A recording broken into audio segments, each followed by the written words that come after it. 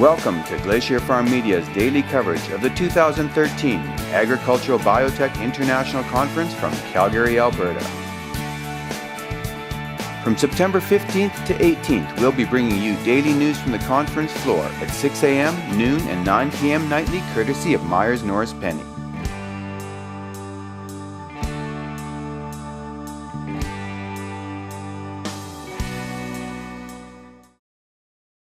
Hello, my name is Wilf Keller. I'm the chair of the organizing committee for ABIC 2014. This event will be held October 5th to 8th in Saskatoon, and we look forward to inviting all of you to participate in this important event. Hello and welcome back to APEC in Calgary. I'm Bruce Sargent of Farm Boy Productions, and this is your afternoon update from Glacier Farm Media.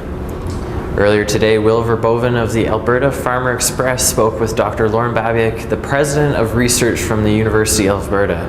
Dr. Babiuk spoke on the potential role of biotechnology in animal health, specifically on the potential of improving animal health with the application of genomics in selective breeding and in developing vaccination. Have a look.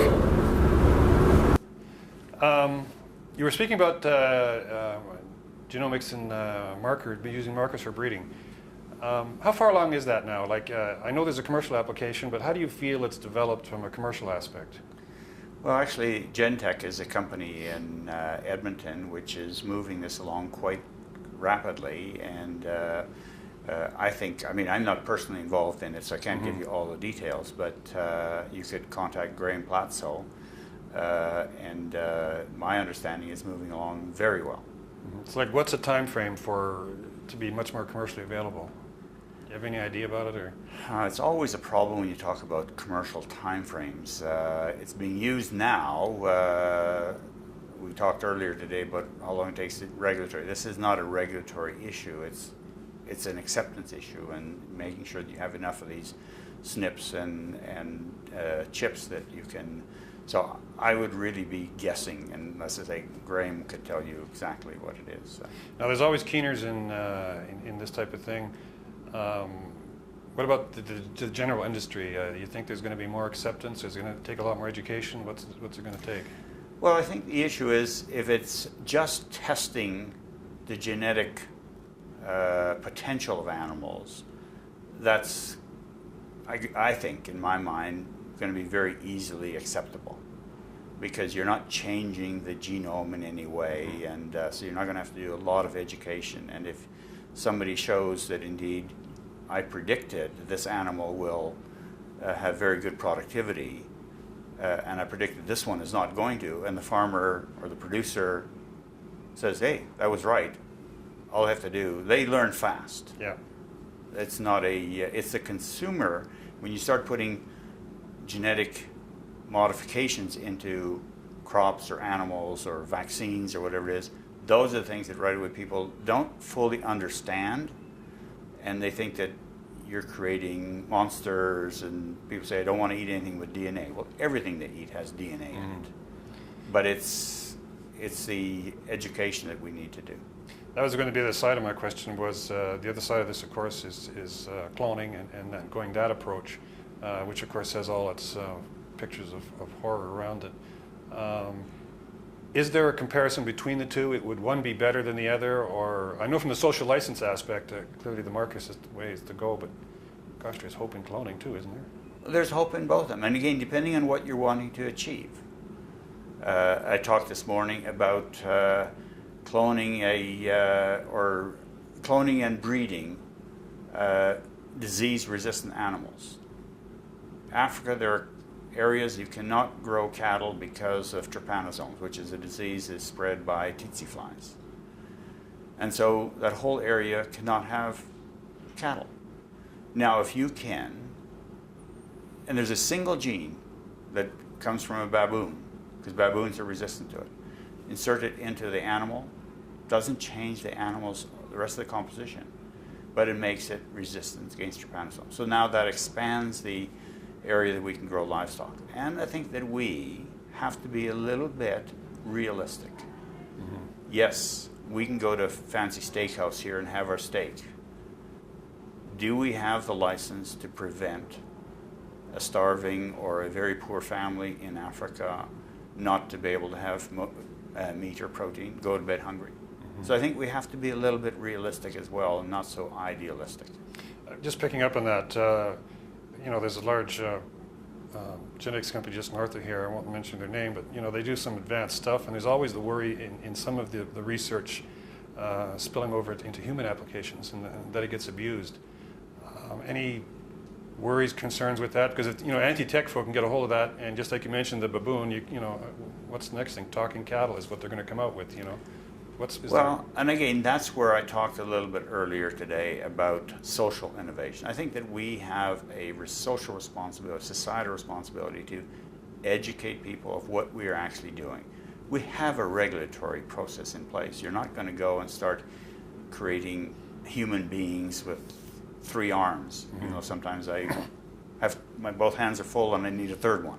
But that's not what we're trying to do with genetic engineering. What we're trying to do is we're trying to improve the health of animals through vaccination, through better selection of animals that are resistant to specific diseases. We've done genetic selection for years. We're just doing it a little bit faster and much more focused, I would say. Now, you spoke about vaccination, which unfortunately I missed, but can you tell me a little bit about what direction it's going into in developing new vaccines and what technology is being used? Well, there's a number of technologies. We can identify single proteins that are important in preventing a disease. We can make subunit vaccines. We can just produce large amounts of that particular protein and inject it, because a pathogen might have, bacterium for example, might have 3,000 proteins. 2,995 of them are absolutely irrelevant for protection.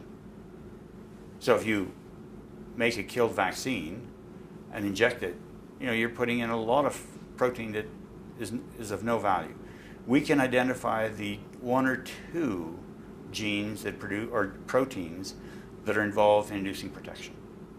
We can then go and produce it in big fermenters and use that as a vaccine. Now, that's genetic engineering, but there isn't a bit of DNA in the vaccine. It's just the protein. So it's a very safe vaccine. So to me, it's very easy. The other one is you can actually take today we passage viruses in culture many times, and they create mutations. And then we inject them into an animal, and they say, yeah, it's protected, it doesn't cause disease. We don't know what genetic mutation occurred at all. And those are perfectly acceptable vaccines for society. Yes. Today, I can go and specifically target a specific gene that I know is responsible for causing the disease and cut it out, and it can't revert back.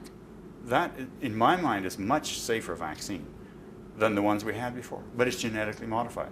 Now, vaccines, I think people can relate to that more because they get vaccinations themselves. You think we're on a big, social license has been such a big topic at this event. You think we're on easier ground with genetically modified vaccinations than we are with anything else? I think that's the easiest one to do because, again, society is familiar with vaccines. As I told you with the subunit vaccines, there is no DNA in it at all. Those that we have been able to delete a specific gene, that is safer in my mind than the ones that we don't know which genes are mutated. So I think the answer is yes. It's an easier hill to climb, genetically modified foods, genetically modified animals. So the answer is yes. So I work in an area that's much easier. But it's wonderful to meet you. Like I said, I've watched you from afar. Okay. This evening, you can tune in to catch an interview with Dr. Clive James of the International Service for the Acquisition of Agri-Biotech Application. We talked to Dr. James about improving access to biotech. A great day, and here is your schedule for the energy and health streams of the conference.